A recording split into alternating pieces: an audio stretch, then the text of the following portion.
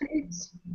Welcome and thank you for joining us today for this Google Hangout entitled Meet the Brightest Minds Using Technology to Change the World. My name is Claire Palander. I direct Ashoka's program to select and support leading social entrepreneurs around the world. They're called Ashoka Fellows. And this Google Hangout is part of a series of discussions that's stemming from the launch of a social innovation map by Ashoka and Intel that's called Social Entrepreneurs Changing Lives Through ICT. This report is also available on ashoka.org and on this Google Hangout page. And it identifies patterns for innovation in the work of technology-focused social entrepreneurs and the key challenges that we need to overcome to increase their impact. Joining me today, we have three leading social entrepreneurs, two of them who are featured in this social innovation mapping, and a key change leader within Intel who are using information and communication technologies to enrich lives and drive social impact. I will give a brief introduction for each, but we hope to have a great discussion and have each person be able to talk about their work.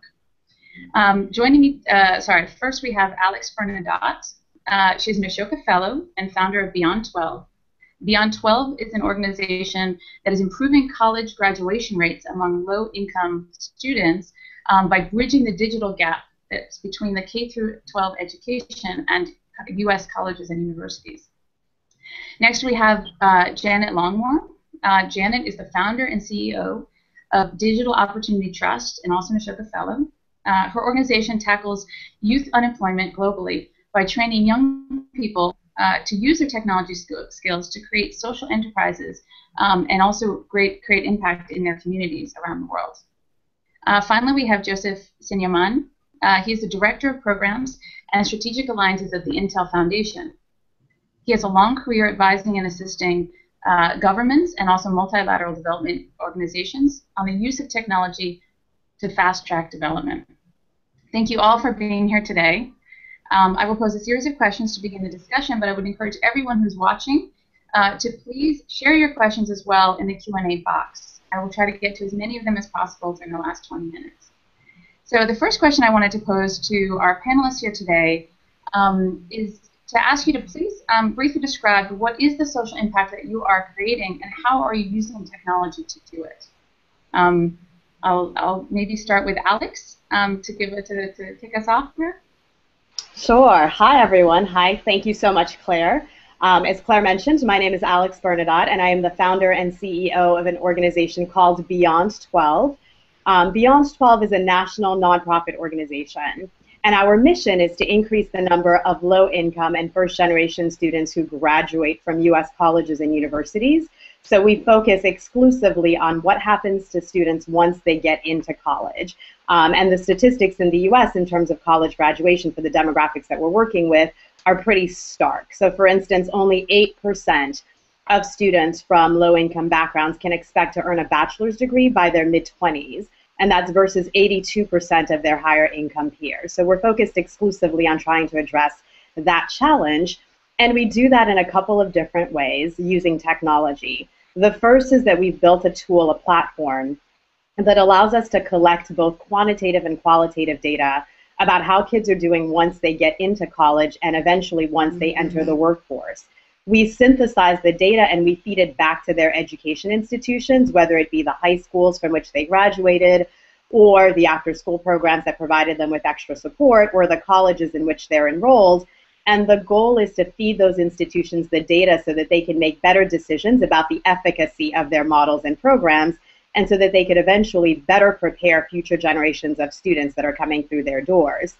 On the other side of the equation, using the technology, we identify the students who are in most need of help, who are most at risk of dropping out of college, and we match those students with college coaches, with virtual college coaches. So through a platform, those students are being coached by other first-generation students who understand firsthand the challenges that they are experiencing. And our coaches are also data collectors, so collecting as much data as possible about the students that they're coaching. And for us, it is this combination, high-tech, high-touch, that we believe allows us to impact not just the students with whom we're working, but also the institutions in their lives. So the high schools from which they're graduating, the colleges in which they're enrolled, And our goal is to be able to really have that systemic impact, so to impact students by the hundreds of thousands, and to also be able to change the institutions with which they're connecting.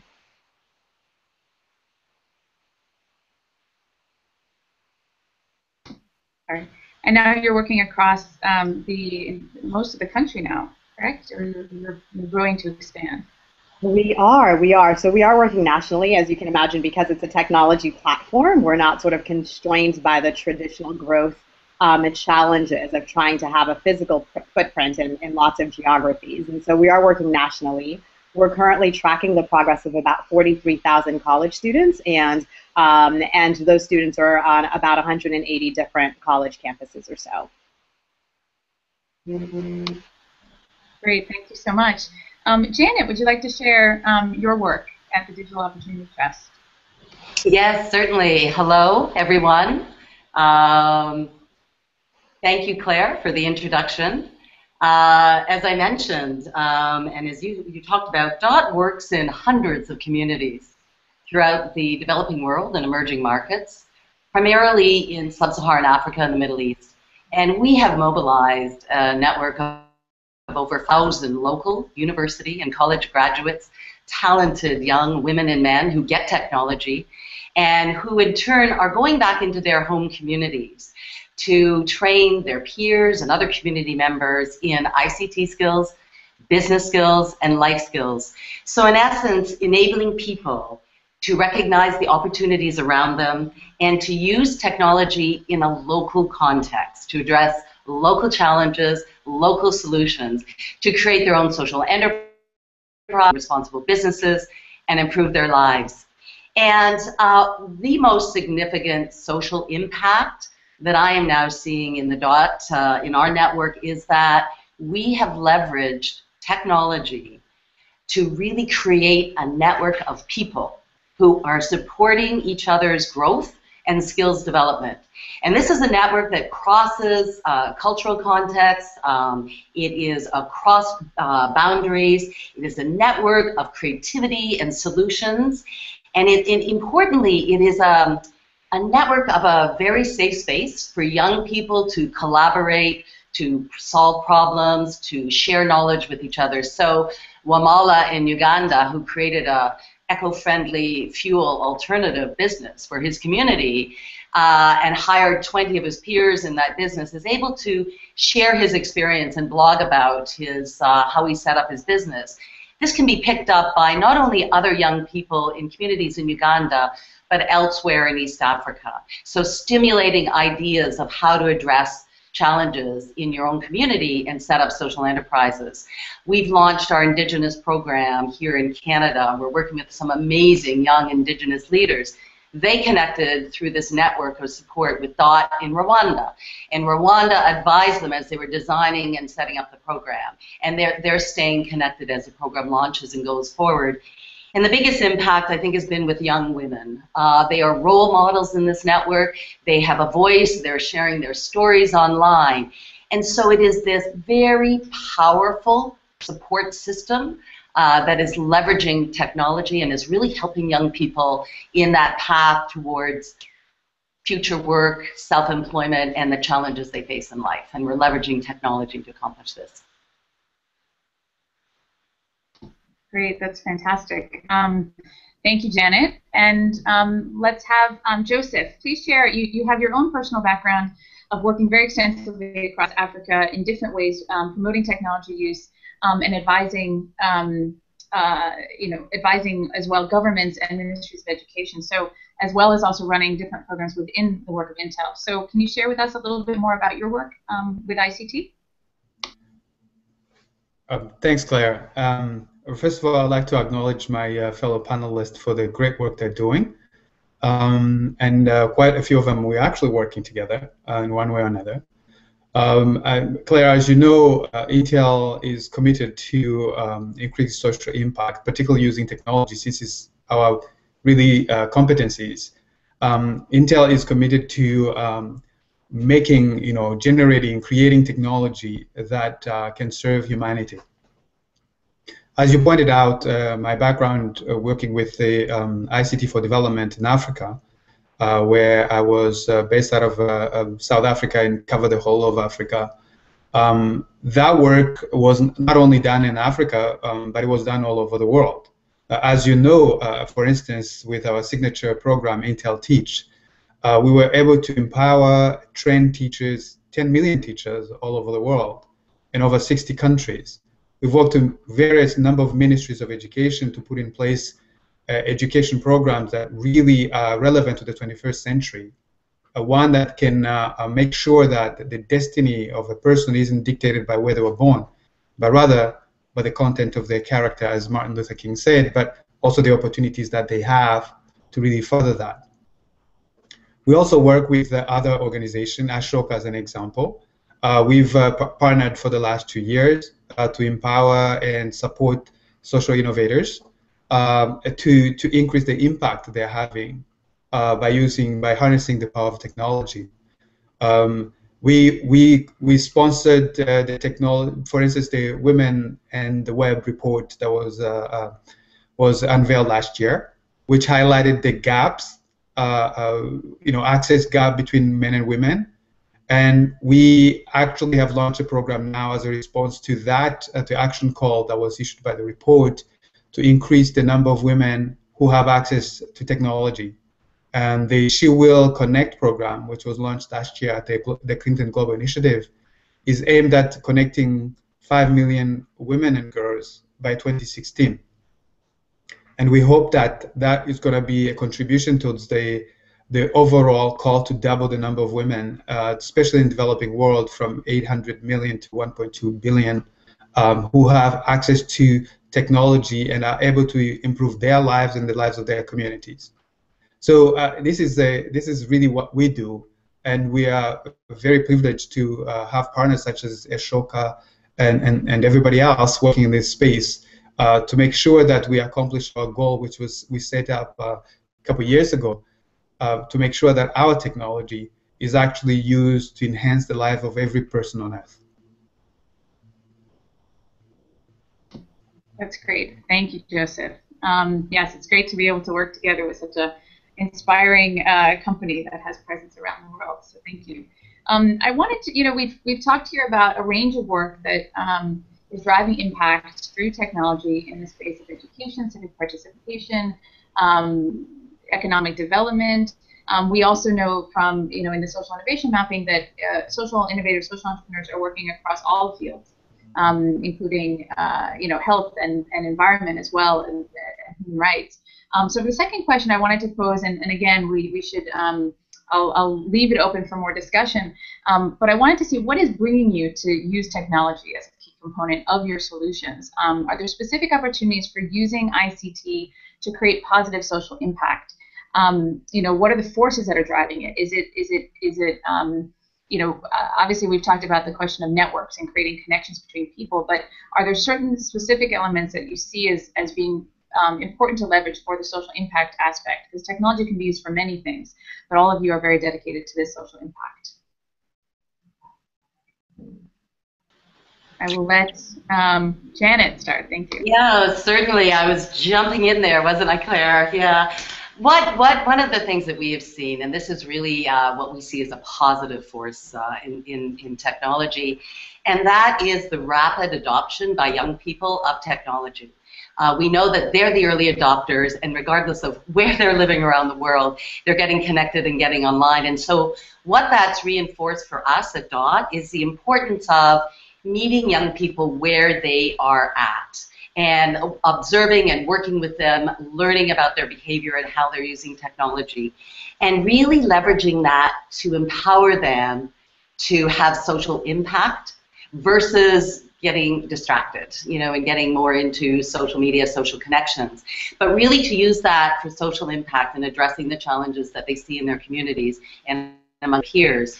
And so the young people we work with don't prescribe the tools. It's all about enabling what is available, what's there in the local context, and then how do you use that for workforce skills development, for your own empowerment, and to give yourself that voice and really push forth you becoming a change agent and driving that social impact. So I think leveraging that incredible take-up by young people as early adopters of technology is something that all of us in our community really need to pay attention to. Just to piggyback off of that, I think that's such a great point, Janet. And then I would add that we've done such a just a compelling job increasing access to devices and tools, particularly with mobile. And so the uptake of mobile devices with basically just broad-based communities. It involves the young, but it also involves just all community members. And I think that has presented lots of wonderful opportunities to embed solutions into, as Janet was saying, the work and the lives that folks are already leading. You know, so not using technology in the old sort of paradigm as bringing devices and dropping them and expecting that folks are just going to use them for whatever purpose you've intended, but rather really using and understanding that they are using devices already in all aspects of life, whether it be health, whether it be education, whether it be banking, that technology has sort of proliferated all of those different aspects of our users' lives. And so for us, really, it's about how do you then take advantage of that proliferation and help change those behaviors and practices towards social change or social good. So it's not sort of technology for technology's sake, but it's really user-centered technology and observing how our populations are already using the technology and finding ways to take advantage of that, to capitalize on that, and to potentially increase the opportunities that are available to them. Yeah, and just to add to what has already been said, I think that you know, there are two things you need to look at when you're thinking about technology and social impact. One is that the technology is already available in the community, right? So there is something that's already there. Another thing you have to look at is the potential, you know, the potential that that technology gives you to do good. So I think that given the fact that technology is so entrenched and embedded in every aspect of our lives, now taking advantage of it, using it to actually increase social impact, I think it would be it'll be hamstringing ourselves. Basically, we need to take advantage of the existing technology and even future technologies and use it and channel it to doing good. The potential is there, but the realization of that potential depends on how you actually use it. And I think that's where organizations such as yourselves, ourselves, and everybody else, we can, and I hope that the mapping report would actually really ignite this discussion in order to put in place these kind of norms, these kind of usage models that would enable us to harness this very incredible, powerful technology and actually help the people we set out to help. Thank you, Joseph. Yeah, I mean, I think, you know, when we talk about the, you know, it's not just the availability of technology. Your point about the importance of driving that into social impact, I think, is a key thing that has come across in the mapping of multiple social entrepreneurs. That, you know, oftentimes technology is seen as sort of a silver bullet, and where social innovators usually approach, they come from a different angle. They come from thinking that you know, they build a very deep engagement with their community, in the communities, and with the people they're working with, and then use ICT to enhance the impact on top of it. So it kind of comes in a different perspective. You know, just because I know each of your work relates to that, but, you know, I think what would be great to hear a little bit more about, what are some strategies that you've used to build that strong foundation from which ICT can be more leveraged. Is it in the relationships? Is it in, you know, it's the offline piece that probably some people might come to the use of technology without really fully understanding that. So I know, Alex, for instance, with the students you're working with, there's probably a lot of work that you do to build the relationships and the trust with the students, between the mentors, that the technology can enhance, but alone the technology will not be able to create the impact. Yeah, absolutely. And I think that's such a great point, Claire, that, I mean, we see technology as a tool. It's a vehicle, you know, for change. It is not the silver bullet. And so for us, we use technology as a device and as a tool to meet students exactly where they are. And I think Janet made this point pretty clearly. And specifically in our example, U.S. students, 18 to 24-year-olds, having conversations with them, understanding exactly where they are, how they're using it, what are the pain points, that exist in their lives, and for us specifically around the transition from high school to college and around navigating their college experiences. And so really sort of understanding and doing that research first before building the tools that are going to help address those challenges was the key for us. And then also using them as co-creators, in the solutions. It wasn't just about something that's being done to them, but seeking their input and advice throughout the sort of process, right, of both sort of envisioning the technology, building the tool, and then continuing to test it, and getting their feedback as we're refining the model and the tools to be able to sort of help them. And so that for us was the big lesson, is that, I think in anybody who's read the report, I think there's a great quote that you highlighted, Claire, that with one of the solutions that said technology is really only 10% of the solution, and that the other 90% is collaborative and it's human-centered. And so that's been our experience as well, that it is about 10% and that everything else is about deeply engaging folks through the human interactions, and then figuring out how technology can help you leverage that, and how technology can be a solution to scale, to scale your efforts and to be able to bring the solutions, or to help bring sort of the change to a greater number of individuals. So we've found that as well. The technology is part of the solution, but it's not the silver bullet, and it's not the entire thing. Great, thank you. Before I'm gonna get to talking about some of the challenges that you all face, but before I do, I wanted to pull up something that Janet mentioned, and I know that the work that Intel has done really pulls this out. That it's also the question of teaching young people and adults and community members to use ICT, different technologies.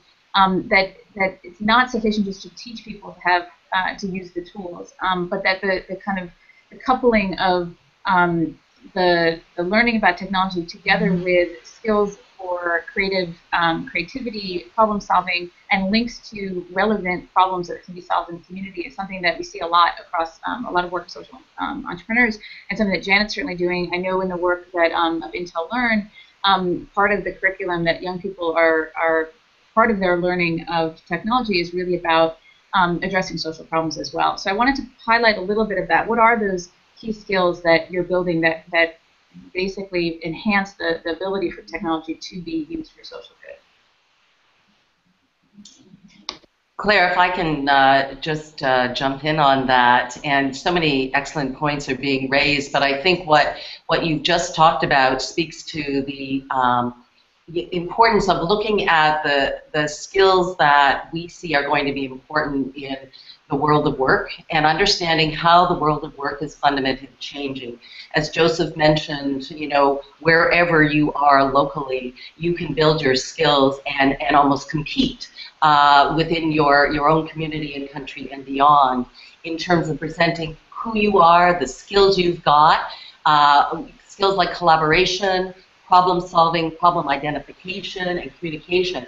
In the work we do, we take all young people through a process like that, and all of the groups that we work with, to really be able to identify and build in yourself these skills. And then it's enhanced by the network connections, where yet again you're getting coaching services from another peer, about these new skills and new tools. And part of this is really leading to what we are talking about as digital citizenship. And we have a responsibility, all of us in the world, to make a contribution to society. And with the way the world is changing, and with the new tools of technology that are out there, what we're striving, to really do is build the digital citizens of the future, so that everyone has a way to make that contribution to creating, whether it's at their community, country, or even a regional level, but to be able to contribute, enabled by the power of technology. Great, thank you. Joseph, did you want to add anything? If not, I can move to the challenge. I think it's well said. I think it's captured. I think both Alex and Janet captured very well the potential that technology provides, and also highlighted the fact that obviously technology is not going to do everything for you, you have to play a part and use it to actually accomplish what you set out to accomplish. Mm-hmm. Great. Well, then I do want to, I'm seeing some great questions coming in from the audience, but before we move on to the audience questions, I think one thing that we did focus a lot on the social innovation mapping is that there are certain challenges that many organizations, that social entrepreneurs are facing in terms of basically being able to maximize the use of technology. So I wanted to ask each of you to share some of the challenges that your organization is facing for maximizing the use of ICT technology. And do you have any other recommendations for social innovators to overcome some of these challenges, whether it's funding mechanisms or it's the types of partnerships that you have developed? It'd be great to share that with other folks that are trying to solve similar problems. Sure, happy to jump in here and talk about a couple of challenges. And for us, the challenges were threefold. So one was, and just to say in terms of our corporate structure, we are a nonprofit organization, and so we're a revenue-generating nonprofit, but we did structure ourselves as a nonprofit. And so three key challenges I think that we're facing as a nonprofit tech organization. The first is obviously the upfront and investment to build the technology platform. So as a nonprofit organization, trying to access traditional philanthropic dollars for the upfront cost was something that was very difficult. And even being in the heart of Silicon Valley, where we're based, was certainly a challenge. The second challenge that we face that's very similar is access to top talent. So again, how do you compete with the Googles and the Facebooks of the world being in this region when you're not able to offer the kind of compensation packages that are traditional to be able to attract really top technology talent? And I think the third is just sort of a recent sort of realization on our end, but also access to risk dollars to invest in R&D.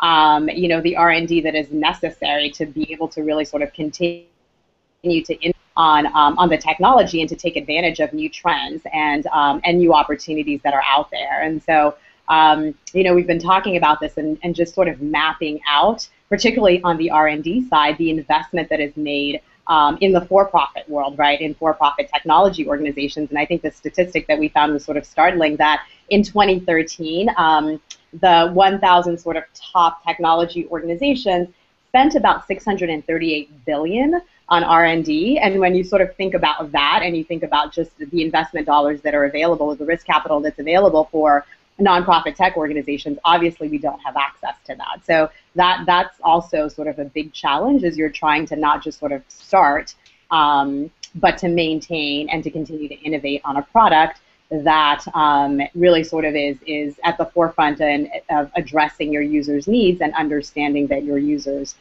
needs are changing constantly. So those are some of the major challenges that we've faced as an organization, and I'd love to hear what some of the others are from Janet and from and Joseph being on the other side of the equation.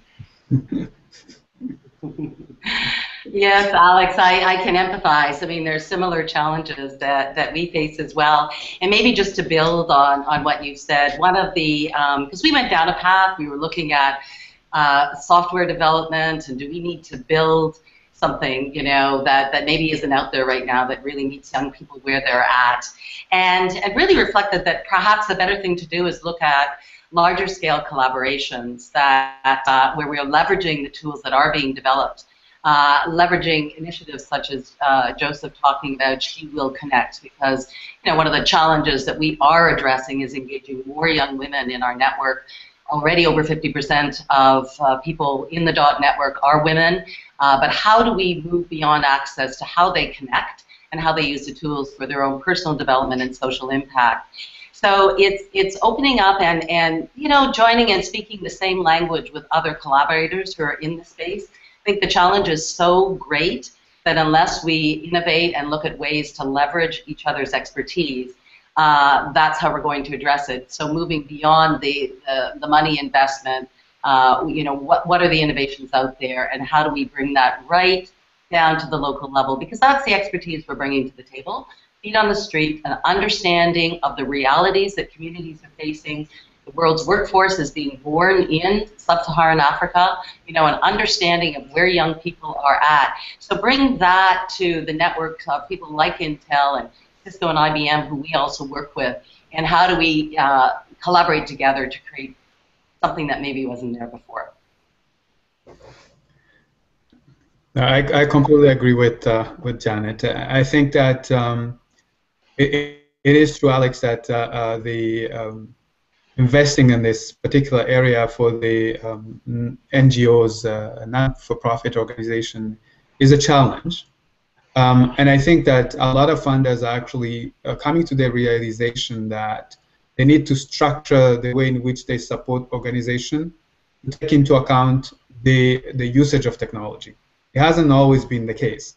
I remember, for instance, when I started working in Africa, when I moved to South Africa about 5 years ago, and I started working with development agencies, that I recall that all their majority of their project did not include technology aspect to it. They basically said that it was a luxury to include technology for that part of the world, not realizing that they're actually passing up huge opportunity to increase the reach of their dollars by incorporating technology. And I think that that's changing and evolving. And through dialogue and the discussion, I think we'll reach a point in which funders will realize that they really need to even fund R&D for that sector. So I won't despair. I think it's a conversation, and discussion will continue. And for instance, the International Educational Funders Group, which is holding its semi-annual summit in Santa Clara next month. So actually, it's later this month.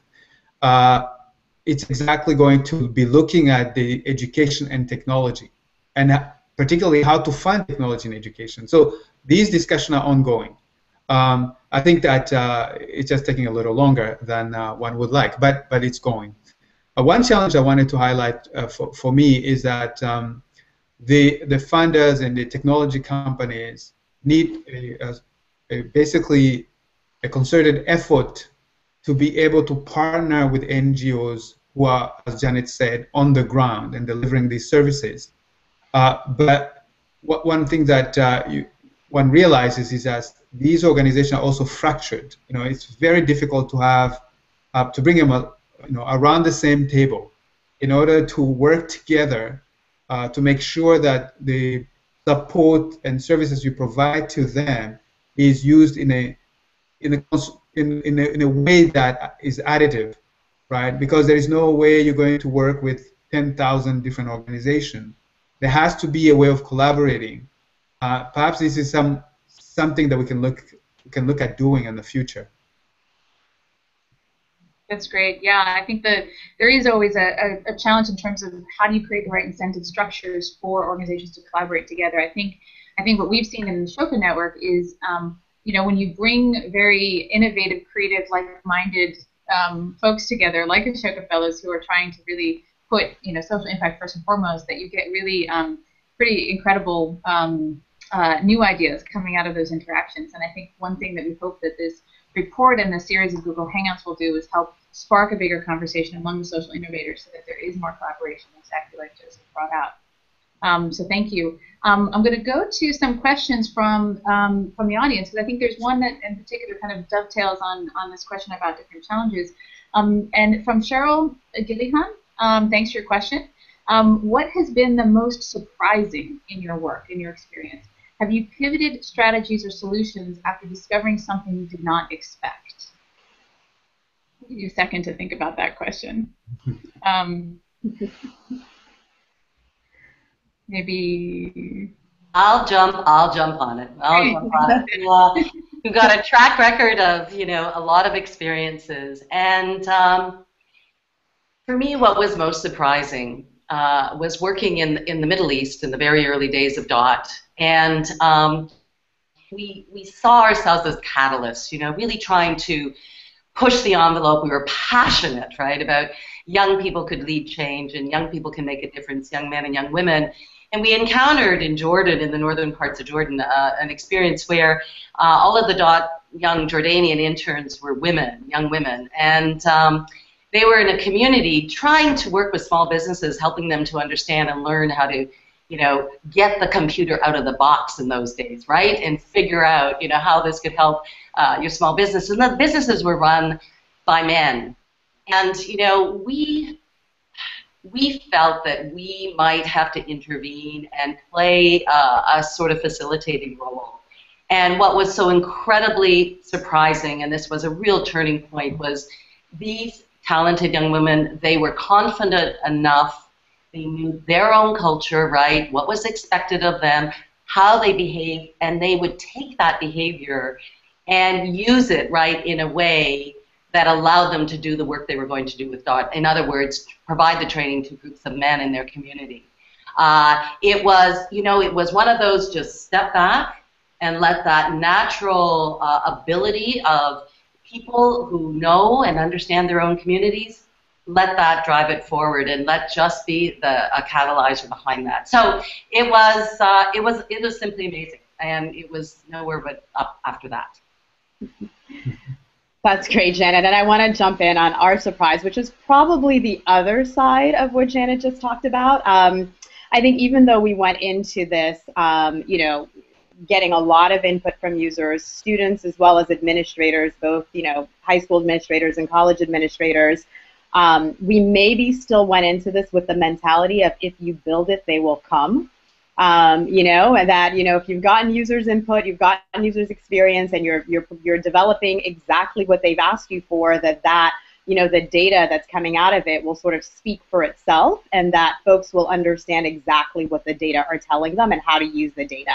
And I think the biggest realization for us is that, and again, we sort of knew this going in, but this was a very big confirmation of just how much that it can't just be data for data's sake, that you have to be able to sort of translate the data into actionable goals. And I think even on the other end, be able to provide folks with some consulting services to help them ultimately embed the data into their practices to change behaviors and practices on the ground. And that's a big pivot for us, that we had anticipated just being able to build the technology, provide folks with the data, and that they would be able to sort of make sense of the data on their own. But what we're discovering is that we still have a very huge responsibility in helping folks translate the data into specific goals, helping them understand exactly what you know, to make meaning of it. And then ultimately the most difficult part of this equation is how do you actually change what happens on the ground as a result of the data? So how do you change what happens in a classroom as a result, you know, in a high school math class, as a result of the data that you're collecting about kids once they go to college and once they're sort of performing or not performing in a college math class. So I think for us that was the biggest realization, that there's still there has to still be a handoff, and we have to be good stewards of the data, and we have to be involved in the translation process to really help embed the data and to bring about the social change that we're trying to achieve.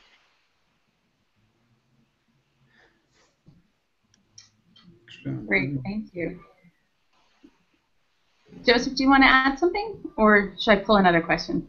No, sure, I can share quickly just one aspect that surprised me in my work working with the ministries of education.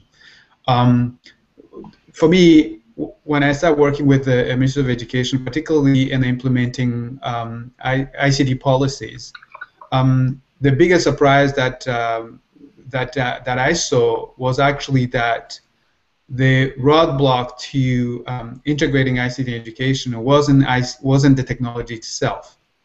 It wasn't even the schools. It was just a lack of capacity within the ministries of education to actually implement this program. And so that came as a surprise to me. And also, I found in some instances schools with computers which are still in the box, as Janet said. There was still a lot of work that needs to be done to just get them out of the box. So you'd have schools or communities purchasing computers, and which has cost them a lot of money, but yet they remain in boxes and not used. And that also came to me as a surprise. Joseph, I know I was in the Bekaa Valley in Lebanon in March of this year, and was shown a computer room in a school that had the computers donated in 1999. and not one of them had been used. And it was really, to your point, it was the capacity in the ministry, just not understanding what to do and how to take the next steps with these new tools. It's a good segue to a question that came in from Nelson Rodriguez. And basically, I think we'll try to flip it and see what are the successful experiences with these kinds of larger organizations. He says, given the multiplicity of actors in development and in social issues, what type of relationship do your organizations establish with quote-unquote traditional or non-innovative actors like governments and UN donors when implementing social impact technologies? So, I think we've seen that there are many problems, but are there examples where there have been successful partnerships with different agencies and helping them actually use technology in a more effective way? I can give a really concrete example of that in our work in Rwanda, where we have a large-scale partnership with the Ministry of Youth and ICT. Don't you love that? Ministry of Youth and ICT, And, in essence, DOT is a delivery agent, for a lot of the very visionary initiatives that this young ministry is trying to put in place throughout the country. And so we find it very important to find the win-win with the government agencies and look at an approach that we can take that will enable us coming together, that we can have a greater impact. And I think it's the same with the larger UN agencies and other multilateral groups that are out there. There's a lot of innovation going on within in their networks. And if you approach a partnership with the, how can we make this work together? What can we, perhaps as that little speedboat, that more agile, innovative social enterprise, what can we bring to the table? And how do we increase the impact, outreach, and work? And I think it's just to bear that in mind. Let's find the win-win.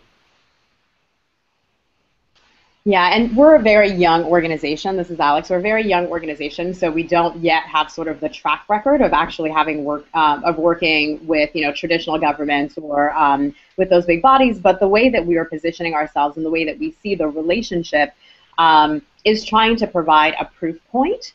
A proof point for how this work can be done, and specifically for us is a proof point for how you might work to help increase college graduation rates for low-income students, and collecting a data set that is big enough where that allows us to have a voice at the table, and then potentially partnering with those organizations to address scale. So the way that we see our relationship is really sort of the symbiotic relationship, that we are the nimble organization, we are working on the ground. We're having lots of conversations, and we're invited to the table already, with the Department of Education and all of those entities. But really the role that we see that we play and the way that we think that we can sort of help each other is doing the hard work on the ground to sort of demonstrate and serve as a proof point, and then potentially partnering with those institutions as we think about scaling our solution, in our case, nationally.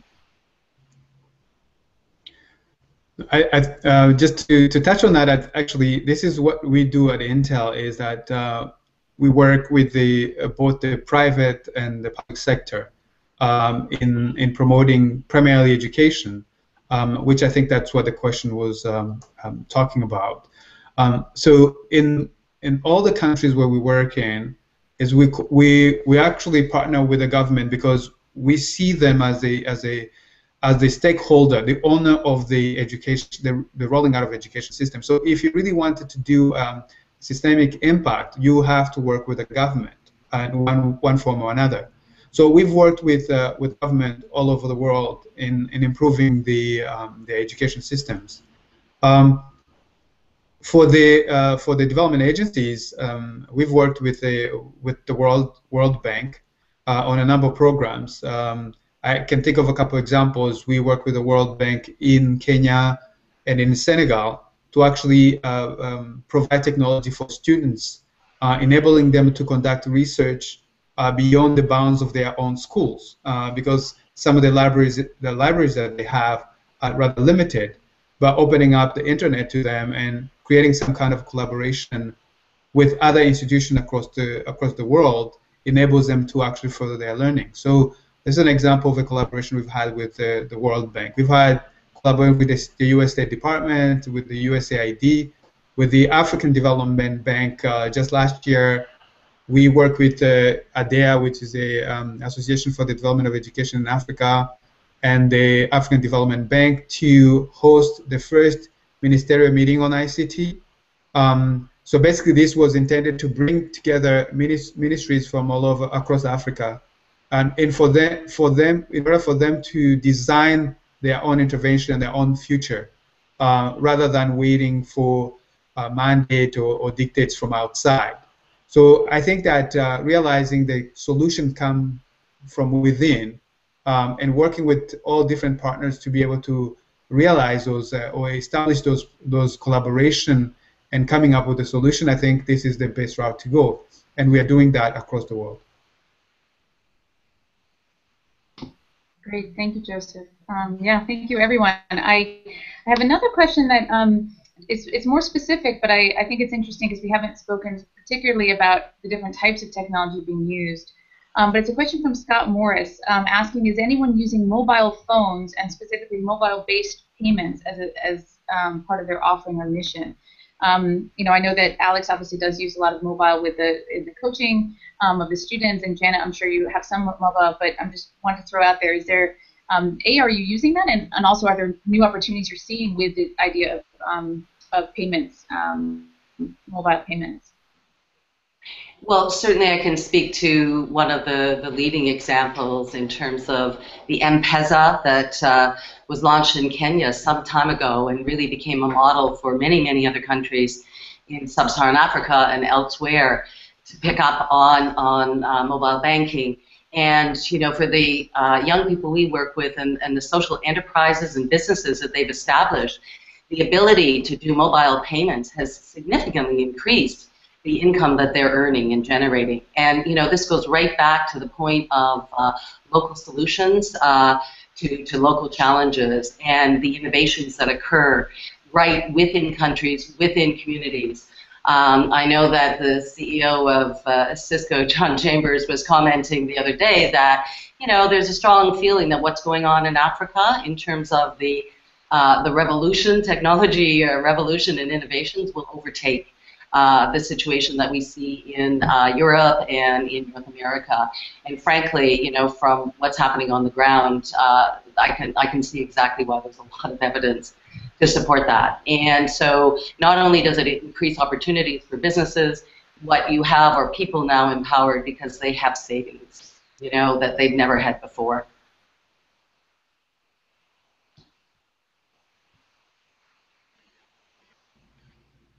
Thank you. Yes, and I think it's great to see a lot of innovations in the mobile space from, you know, Asia, from other parts of the world, and I think some in the United States we're starting to see that catch up a little bit slower. Another question for I mean, it was related more to access issues, but I think it's an interesting question from Sam Yesashimwe. You know, saying that there is still a digital divide in technology infrastructure. Not everyone has access to mobile phones, even less to tablets, and fewer to computers and the internet, especially in developing countries. Is there a strategy in place to address this? And before I pass it on, you know, I know we talked at the beginning that it's not just, you know, what Joseph mentioned is you need to look at what technology is being used in the community already, but what happens when there isn't technology being used? Is there a strategy for how to introduce technology in a way that's probably most relevant to the community that you're working with? I think that the strategy to which Sam is alluding to, it really depends on the problem you're trying to solve. It is true that not everybody has access to technology, but we have seen in the last few years that the penetration has accelerated. You will really be hard pressed to find, you know, a village without a phone. So I think we're getting there. We are not completely. I don't think everybody on Earth has a phone or let alone a tablet or a computer. But I think that technology is fast reaching pretty much everywhere. Now, I don't think that there would be necessarily a an outside government program that would entail to provide technology to people all over the world. But the government, via its policies, can enable an environment in which then technology can spread to most of the country. You're talking about policies that enable, for instance, that enable competition, which inevitably lowers the price of the devices. And not only the price of devices, but the price of services as well. So by those policies, I think that the government can create that environment in which then these type of access can flourish.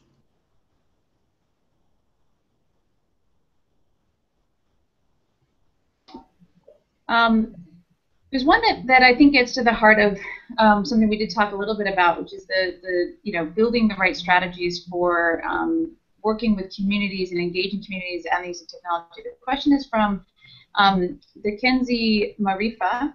How do you collaborate tech innovators and users to ensure that the products brings about the desired social impact at the community level? So I think Joseph even said, the importance is you have technology, how does it actually translate into social impact? So the question is really about what is the way that you can collaborate so that tech innovators and the users are basically able to work together to make sure that the desired impact is really there. So I'd like to jump in on that. I think there are a couple of ways that you can do it. One way that we've seen, particularly in the U.S. and ed technology, is when the communities, individuals from the communities that you're serving are becoming the innovators, right? That it's not just about somebody coming from outside and building a solution to serve the communities. It's about, having individuals, talented individuals, in the communities becoming the tech innovators. And so one of the things that we've been sort of pushing on, in terms of, education, I know Ashoka knows this, well, in terms of the work that it's doing with Ashoka U, is how do we create education institutions that are producing job creators, right, and not just job consumers. And so I feel like the solutions are deeply embedded within the communities, and anything that we can do to elevate innovators within those communities will make those solutions that much more powerful, right? Because they know their communities, they know the challenges, and they are probably in the best position to be able to bring about or to create those solutions. So I think that's definitely sort of one strategy in one way, and there are, again, quite a few organizations that are working on that issue. I think another way, and this is one of the ways that we're trying to do it, as I mentioned this before, is to really have your users as co-creators. So we're about to launch a project with IDEO, that is a human-centered design firm here in San Francisco, as we're building the next generation of the technology and the platform. And one of the biggest sort of pieces of the work that we're doing with IDEO is actually going and talking to users. So talking to students, both students who have gone to college and persisted, students who have dropped out, really getting them to identify what the pain points are for them specifically around this transition from high school to college and then eventually into the workforce, and making sure that their voices are embedded at the very beginning, but also throughout. So as we're doing the rapid prototyping, bringing them back to the table so that they have a very direct and hands-on, they can give us direct hands-on input about the solution and continue to involve them as co-creators as we're developing the solution. So that's another strategy that's worked for us in the past and that we're excited to continue to use as we're thinking about the next, about scale, the next iteration of the platform and how might we better build a better solution to continue to serve their needs.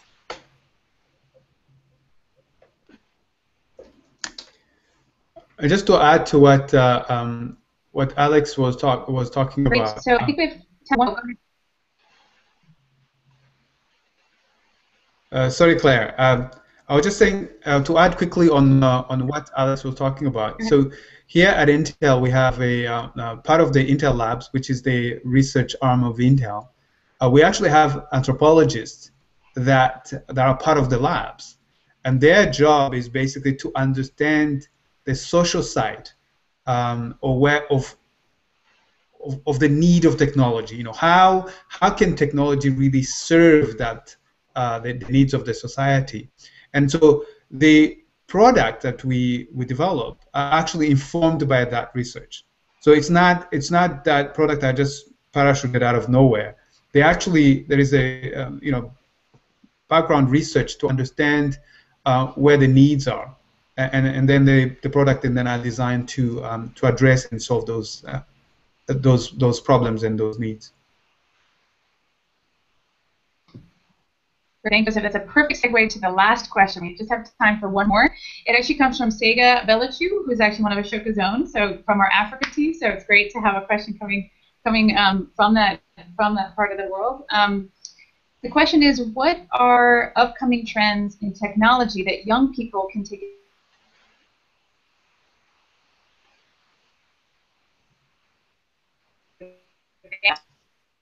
Janet, I think you're probably going to want to jump on this, but I think it's a great, like, what is happening in technology that's going to be really important for young people moving forward?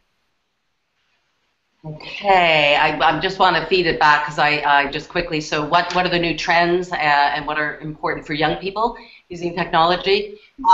Yeah, I think what's coming out in terms of young people are natural networkers, they like to be connected, and the new tools that are out there that allow young people to instantly connect from wherever they are, to be in a level playing field.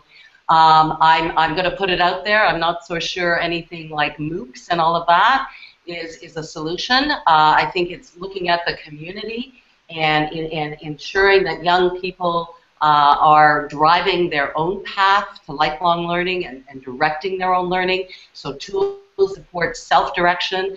These are the things that are going to be taken up, and I really think it's looking at what the behavior of young people right now, and that's going to make the difference in those new trends that are going to stick.